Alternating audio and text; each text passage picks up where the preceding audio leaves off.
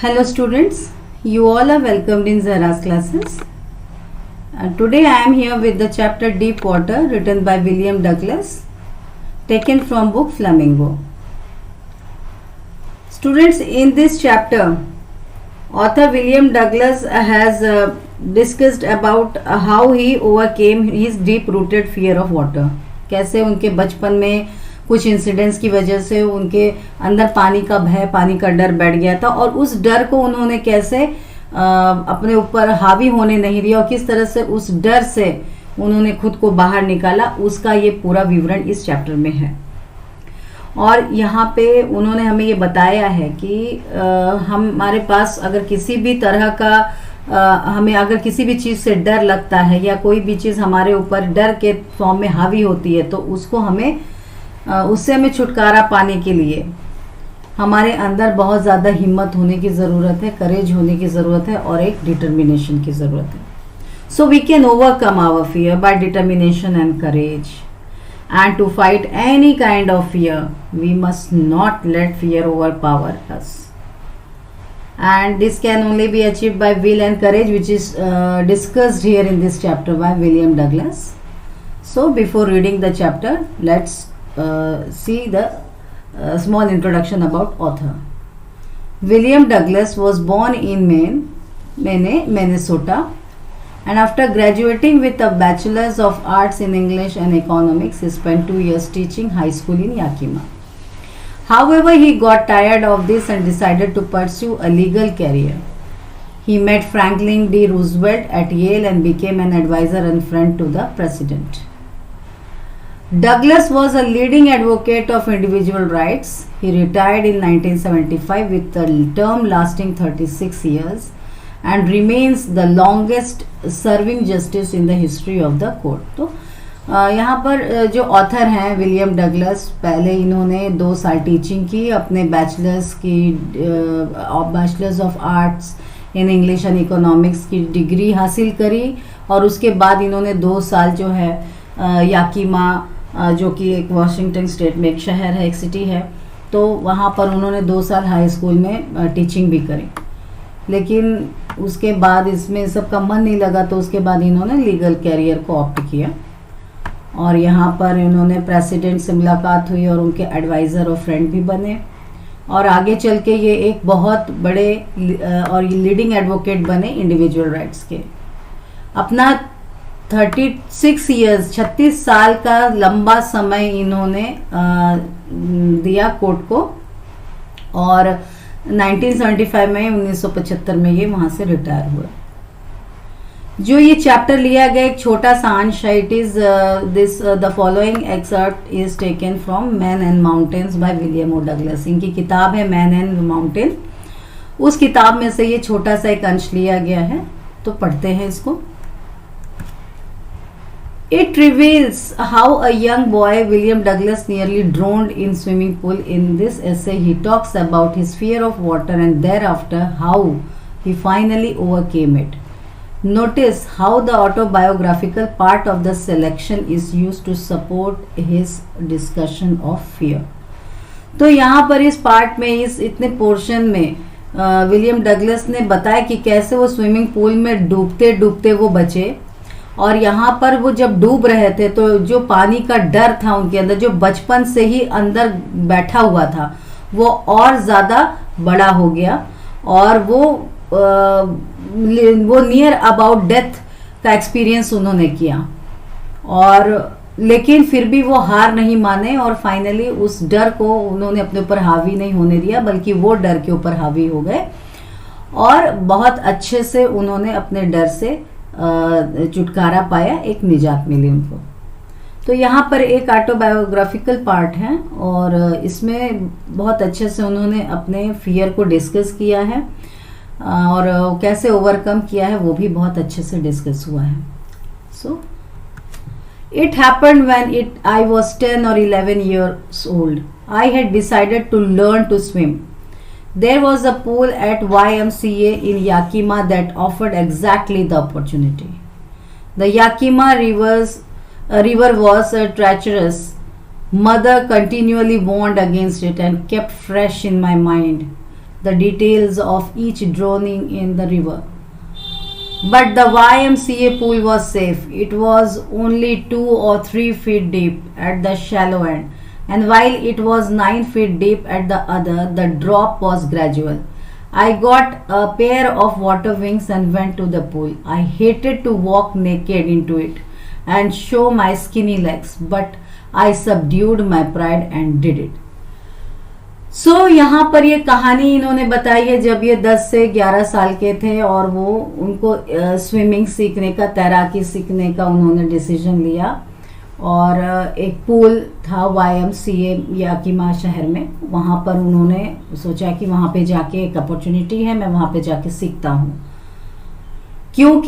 क्यों वो पूल में सीखना चाहते थे? उन्होंने याकीमा नदी में नहीं सीखा क्योंकि वो बहुत ट्रेचरस थी, यानी कि वो बहुत ज़्यादा डेंजरस थी। ट्रेचरस मीन्स डेंजरस, तो वो बहुत ज़्यादा डेंजरस थी। इस वजह से उनकी मदर ने बार बार वार्न किया था और बार बार उनको बताती थी कि किस तरह से उसमें बहुत सारी दिक्कतें हैं, वो सेफ नहीं है, और उनके दिमाग में हमेशा ये बात बैठाई जाती थी। और कई बार उसमें डूबने की भी कहानियाँ उनको बचपन में बताई गई, तो इसकी वजह से उनके अंदर वो वहाँ जाने की हिम्मत नहीं हुई और उन्होंने YMCA पूल को सिलेक्ट किया।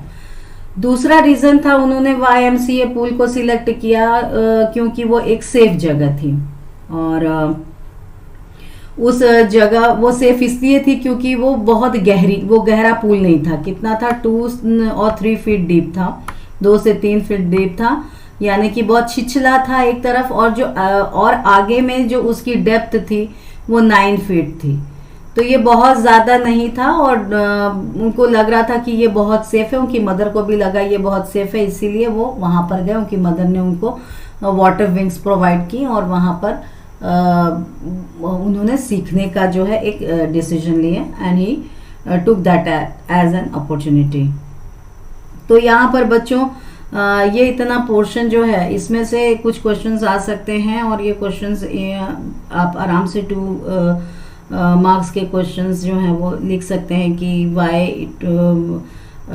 why this YMCA pool was safe. So here you can mark it कि why it was safe, because it was only 2 or 3 feet deep at shallow end and was 9 feet deep, and the drop was gradual. That's why it was safe for the author to learn swimming there, instead of opting for Yakima river, because it was a dangerous river tributary. Okay, so this is the portion where you can score marks. ये यहाँ से ये portion आ सकता है in form of questions. Now then ये question भी आ सकता है कि why did William Douglas choose YMCA pool when he decided to learn to swim? So यहाँ पर, या फिर why did Douglas mother recommend that he should learn swimming at YMCA swimming pool? तो आंसर, ये दोनों क्वेश्चंस का answer जो है यहाँ से है कि it was safe because of 2 or 3 feet deep and shallow at the shallow end, and 9 feet deep at the other, and the drop was gradual, so it was safe for him.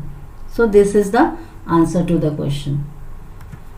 From the beginning, however, I had an aversion to the water when I was in it.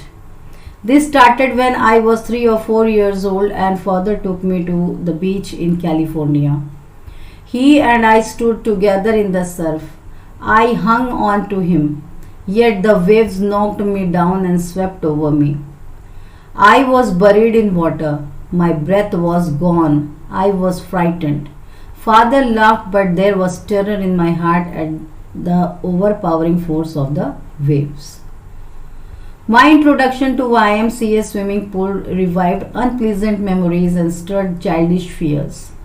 But in a little while I gathered confidence. I paddled with my new water wings, watching the other boys and trying to learn by aping them. I did this 2 or 3 times on different days and was just beginning to feel at ease in water when the mid-adventure happened. तो यहाँ पर बच्चों writer को बहुत ज़्यादा डर था पहले, वो बहुत डिसलाइक करते थे। एवर्जन मीन्स डिसलाइक, पानी में जाना उन्हें पसंद नहीं था। और ये उनको ये डर जो था उनका शुरू हुआ था जब वो 3 से 4 साल के थे, और ये इंसिडेंस तब हुआ जब उनके फादर उनको कैलिफोर्निया में एक बीच है वहाँ पर लेकर गए, और वहाँ पर जब ये उनके साथ अपने जब वो अपने फादर के साथ थे तो वो दो लोग जो लहरें आ रही थी तो सर्फ में जब वो लोग खड़े थे तो उनके फादर ने जब उनको पकड़ा हुआ था, उनको अपने ऊपर लिया हुआ था, तब भी जो वेव्स थी वो इतनी प्रभावशाली थी कि वो आके इसको ऑथर को अपने स्वेप्ट करके ले गई, इसको लेके चली गई अपने साथ, और वो बिल्कुल पानी के अंदर जो है वो डूबते हुए रह गए।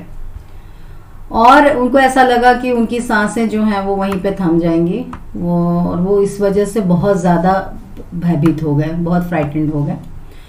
ऑल्दो उनके फादर को ये बहुत हल्की बात लगी, लेकिन जो डर था, जो टेरर था वो उनके दिल में बैठ गया, जो पानी का भय था। थोड़े ही समय में वो वेव्स जो थी इतना ओवर पावर हो गई थी, इतना ज़्यादा फोर्स के साथ ऑथर के ऊपर पड़ने लगी कि वो फोर्स और वो पानी में डूबने वाला जो एक इंसिडेंस था वो उनके अंदर एक बहुत भयानक डर पैदा कर ले गया। और इसीलिए जब वो यहाँ पर इस पोर्शन में बच्चों क्वेश्चन ये पूछ सकते हैं, ये क्वेश्चन आता है कि हाउ डिड, और ये आपके बुक में भी है कि how did Douglas experience at the beach in California affect him. तो ये यहाँ पे आप आंसर लिख सकते हैं कि at the age of 3 or 4 years he accompanied his father to a beach in California, and the waves hit him so hard that it threw him and swept him. And as a child, this was very terrifying event for him, and the fear of water got buried deep inside him, deep inside his heart. तो ये question आपका यहाँ बनता है। Then जब वो YMCA swimming pool पर गए तो वहाँ पर ये पुरानी जो मेमोरीज थी, ये जो 3-4 साल पहले, 3-4 साल की एज में उनके जो पानी में डूबने की जो एक यादें थी, जो डर था, वो फिर से उभरने लगा। और फिर भी राइटर ने सोचा कि भाई मुझे थोड़ी सी हिम्मत रखनी चाहिए, और तब वो थोड़ा सा कॉन्फिडेंस गैदर करके उन्होंने जो है पानी में अपने वाटर विंग्स के साथ जो है थोड़ा सा पैडलिंग करनी शुरू करी, उसमें थोड़ा सा हरकत करनी शुरू करी पानी में।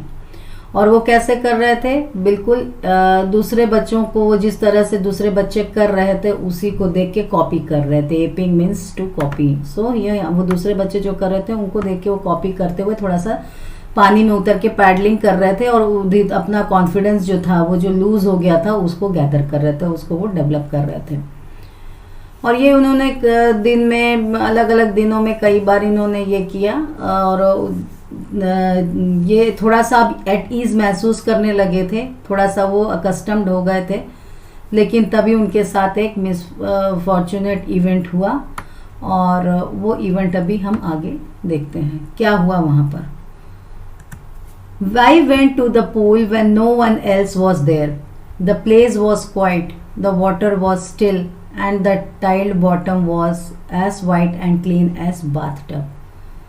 I was timid about going in alone, so I sat on the side of the pool to wait for others.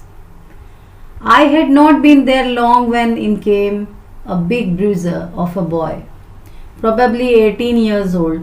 He had thick hair on his chest. He was beautiful physical specimen with legs and arms that showed rippling muscles. He yelled, "Hi skinny, how do you like to be ducked?" With that, he picked me up and tossed me into the deep end. I landed in a sitting position, swallowed water, and went at once to the bottom. I was frightened, but not yet frightened out of my wits.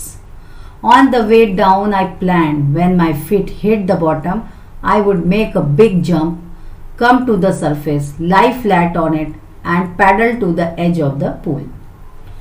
तो ये जो incidence इनके साथ हुआ YMCA swimming pool में, वो incidence भी इनको बहुत अंदर से डरा गया। तो वह हुआ यूं कि जब वो पूल पे सीख रहे थे तो किसी दिन वो जाकर वहाँ पर बैठे। वो जगह बहुत शांत थी, पानी भी बहुत ठहरा हुआ था पूल के अंदर, और बॉटम वो देख सकते थे, टाइल्स देख सकते थे, बहुत क्लीन टाइल्स थी। लेकिन उन्हें अकेले जाने में थोड़ी सी झिझक और थोड़ी सी शाइनेस, थोड़ी टिमिडनेस हो रही थी। तो उनको लगा कि कोई और भी पूल में उतरेगा तो मैं उनके साथ जाऊंगा।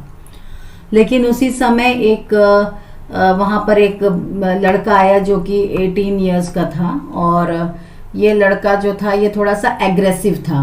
और यहाँ पर bruiser means again tough person और एग्रेसिव पर्सन, जो कि किसी भी तरह की फाइट में खुद को तुरंत इन्वॉल्व कर लेता है। तो इस तरह का एक लड़का वहाँ पर आया जिसकी फिजिक तो जो थी वो बहुत अच्छी थी, और उसने जो है अपने मसल्स भी बनाए हुए थे। और वो ऑथर की तरफ उसने बोला कि भाई कैसे तुम तैरना सीखोगे, कैसे तैरोगे। तो इस तरह से ये कहते हुए उसने ऑथर को उठाकर फेंक दिया पानी में। और जैसे ही वो बिना तैयारी के पानी में गिरा, वहाँ पर ऑथर ने डायरेक्ट जब वो पानी के अंदर गया तो कुछ पानी अपने उसके अंदर चला गया, और वो धीरे धीरे पानी के अंदर जाने लगा। लेकिन यहाँ पर ऑथर ने बताया कि वहाँ पे वो थोड़ा सा कमज़ोर नहीं हुआ। वहाँ पर उसने ये सोचा कि भाई ठीक है, जैसे ही वो अपनी प्लानिंग शुरू कर दिया पानी के अंदर धंसते धंसते, कि भाई जैसे ही मेरा पैर जो है वो बॉटम को हिट करेगा तो मैं तुरंत एक जंप लगाऊंगा नीचे से, और ऊपर आकर सरफेस पे मैं फ्लैट लेट जाऊंगा और अपने पैर से पैडलिंग करना शुरू कर दूंगा, और इस तरह से मैं तैरते हुए पूल के किनारे तक पहुंच जाऊंगा। तो ये इंसिडेंस उसके साथ हुआ। लेकिन क्या ऐसा हुआ कि क्या इस तरह की चीज़ें जो डगलस ने प्लान की थी क्या हुई पानी के अंदर जब वो पहुंचा?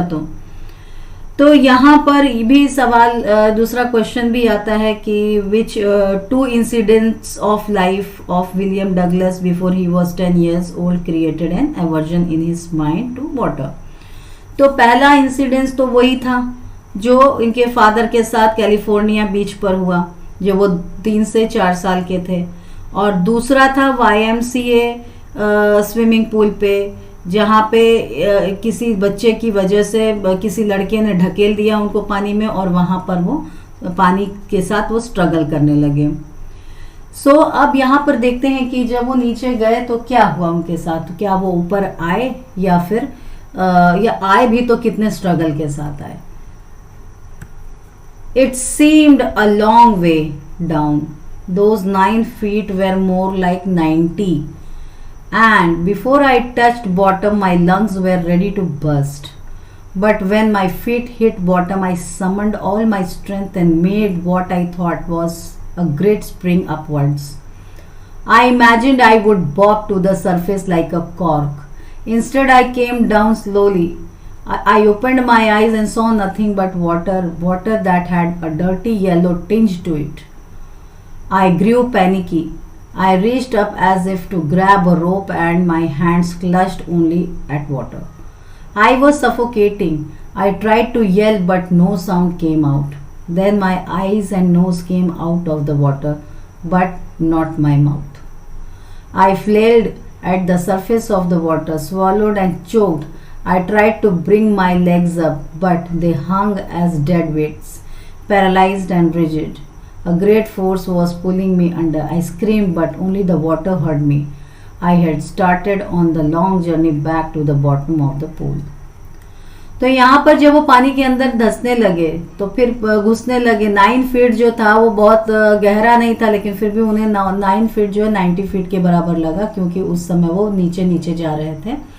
और जैसे ही उनके पैर जो हैं बॉटम को टच करते हैं तो उनका जो लंग्स जो हैं वो बिल्कुल ऐसा लगा कि बर्स्ट हो जाएंगे। और पूरी शक्ति के साथ समंड, यानी यहाँ पर हो गया टू फाइंड स्ट्रेंथ, यानी कि यहाँ पर उन्होंने पूरी शक्ति के साथ अपने पैरों में पूरी ताकत के साथ ऑर्डर किया कि वो आगे मूव करें, वो जंप करें और वो निकल जाएं।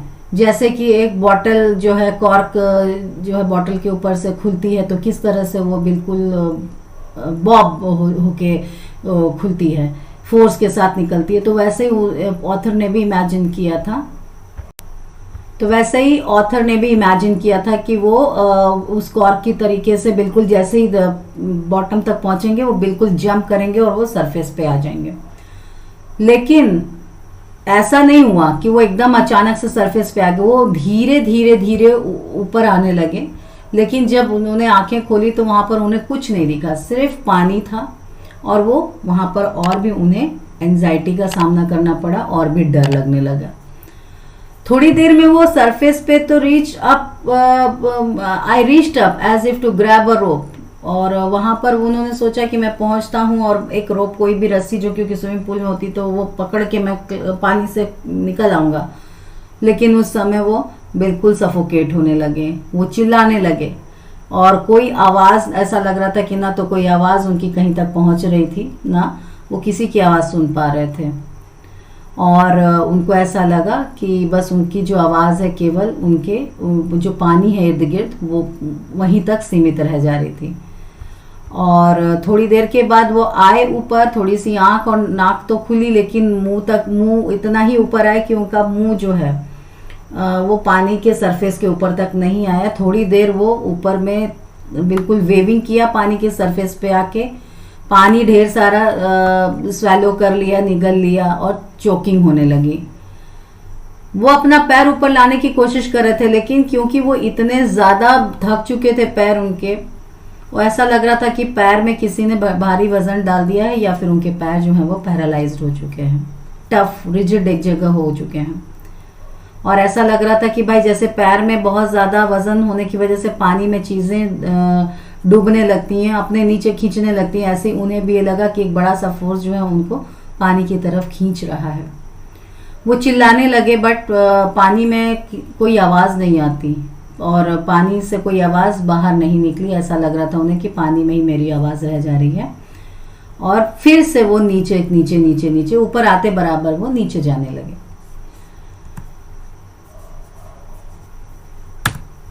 I stuck at the water as I went down, expending my strength as one in a nightmare fights an irresistible force. I had lost all my breath. My lungs ached, my head throbbed, I was getting dizzy. But I remembered the strategy. I would spring from the bottom of the pool and come like a cork to the surface.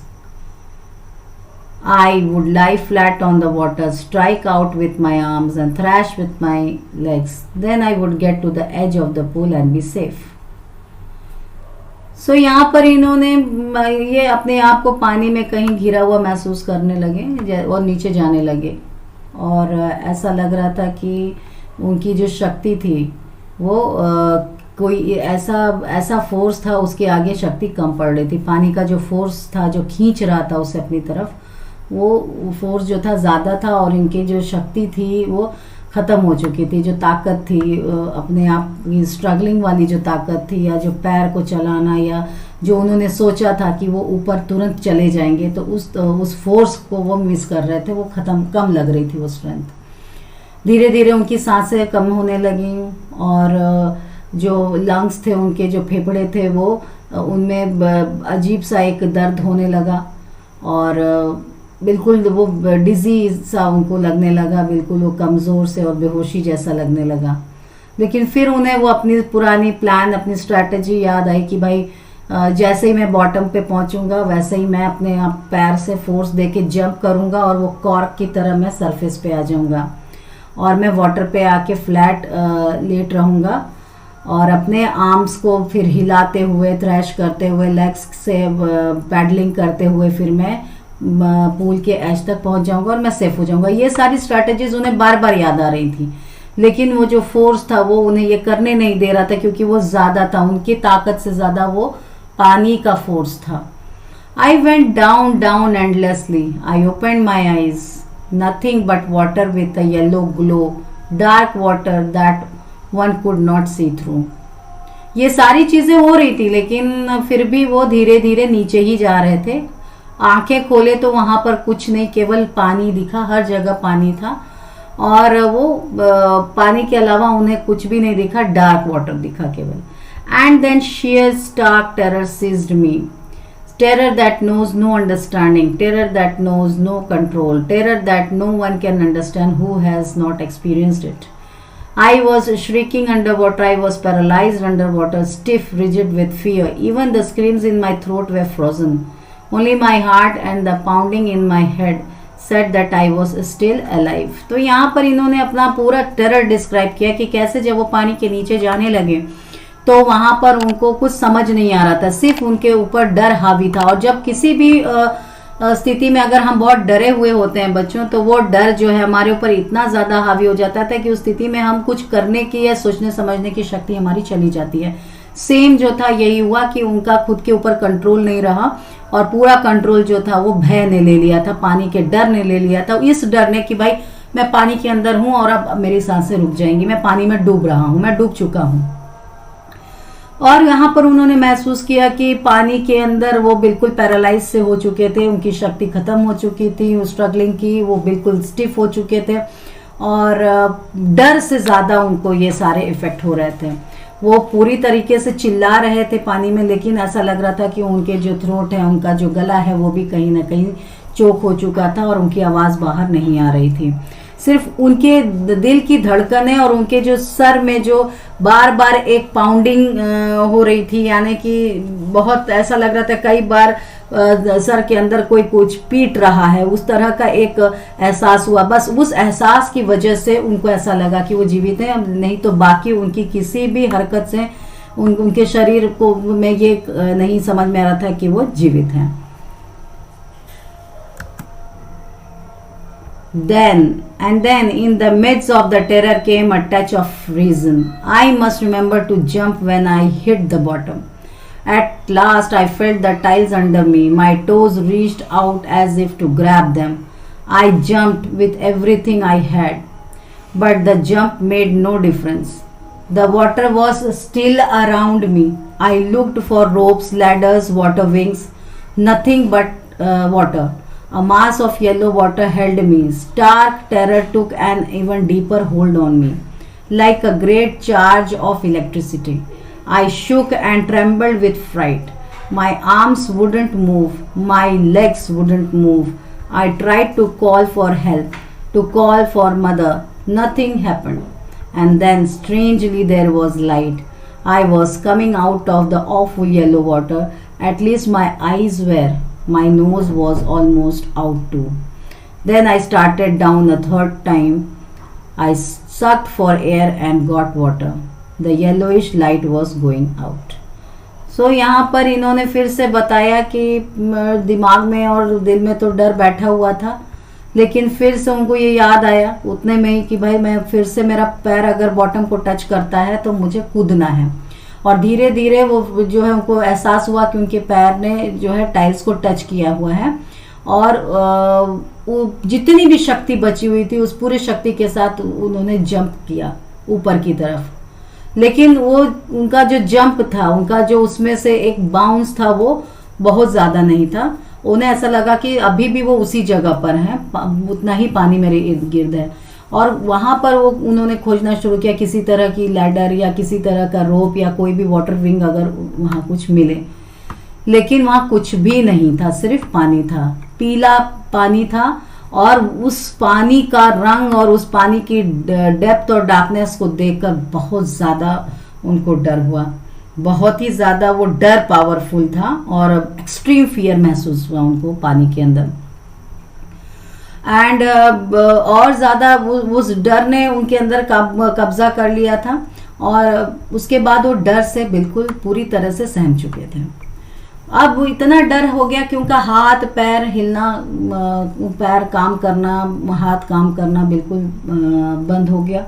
उन्होंने help के लिए चिल्लाया पानी के अंदर, अपनी mother को याद किया, लेकिन कोई भी चीज़ काम नहीं आई।